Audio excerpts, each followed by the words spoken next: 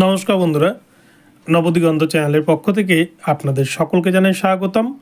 তো বন্ধুরা, আজকে সকালের গুড মর্নিং জানিয়ে আপনাদের সকলের উদ্দেশ্যে যে আপডেটটি দিতে চলেছি সেটি হচ্ছে ৪২,৯৪৯ প্যানেলের কাট অফ মামলা বর্তমানে কোন দিকে এগোচ্ছে এবং ১৬,৫০০ প্যানেলের যে 5% মামলা, এই দুটি মামলা মূলত কোন দিকে এগোচ্ছে, ১৬,৫০০ 5% থেকে কতজনের চাকরি পাওয়ার সম্ভাবনা রয়েছে, সমস্ত কিছু আপডেট কিন্তু এই ভিডিওতে দিতে চলেছি। আপনারা সম্পূর্ণ ভিডিওটি মনোযোগ সহকারে দেখুন।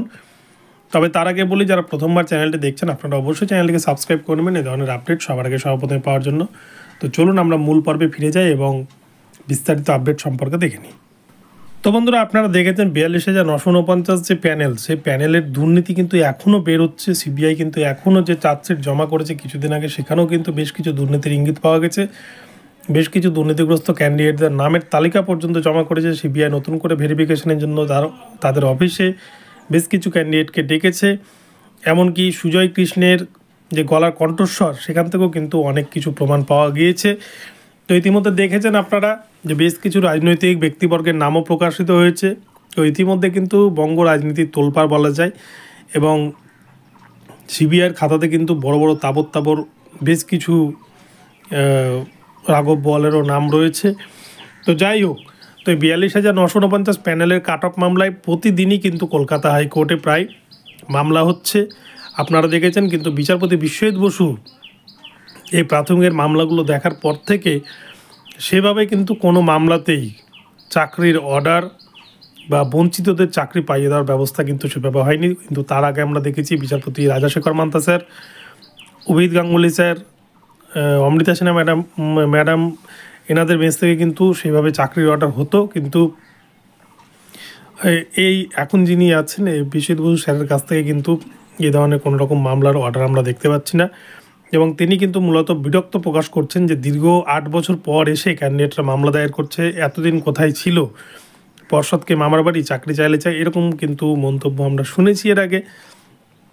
তো কাট অফ মামলা দেখেছেন আপনারা, কলকাতা হাইকোর্টে যতগুলো কাট অফ মামলা দায়ের হয়েছে ৪২,৯৪৯-এ, যেখানে একটাই দাবি যে কম কাট অফে কেউ চাকরি করছে, কারো 10 নম্বর পেয়ে টোটাল 10 কাট অফে কেউ চাকরি করছে, আর কারো ইন্টারভিউ ছাড়া 14 কাট অফ থাকা সত্ত্বেও সে চাকরি পায়নি। এরকম ভুরি মামলা হয়েছে, কিন্তু এটা নিয়ে কিন্তু বিচারপতি সেভাবে কোনো রায় দেয়নি এবং এখান থেকে ধরে নেওয়া যেতে পারে যে কাট অফ মামলায় আগামীতে কিছু হবে বলে কিন্তু আর মনে হয় না।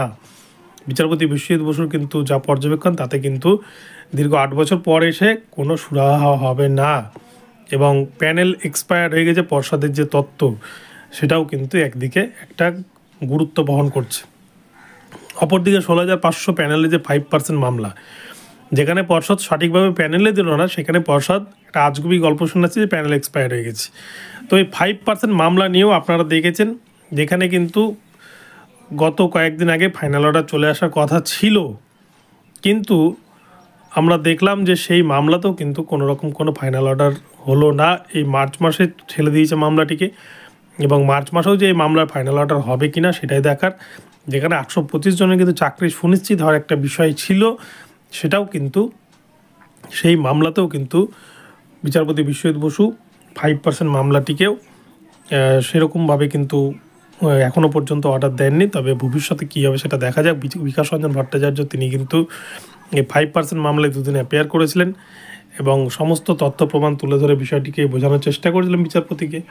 কিন্তু দীর্ঘ 2021 সালের রিক্রুটমেন্ট 2025 সালে এসে কেন মামলা, কিন্তু একটা প্রশ্ন বিচারপতি করেছেন এবং পর্ষদের তো সেই যে যুক্তি যে প্যানেল এক্সপায়ার হয়ে গেছে, তো সেই জায়গায় দাঁড়িয়ে পর্ষদকে সাবমিশন দিতে বলা হয়েছিল।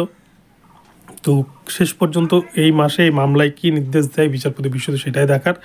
তো মনে হচ্ছে না কিন্তু এখনও পর্যন্ত যে ৪২,৯৪৯ বা ১৬,৫০০ 5% থেকে আদৌ কোনো কিছু হবে, কাট অফ মামলায় কিছু হবে বলে কিন্তু মনে হচ্ছে না। বঞ্চিতরা বঞ্চিতই থেকে যাচ্ছে।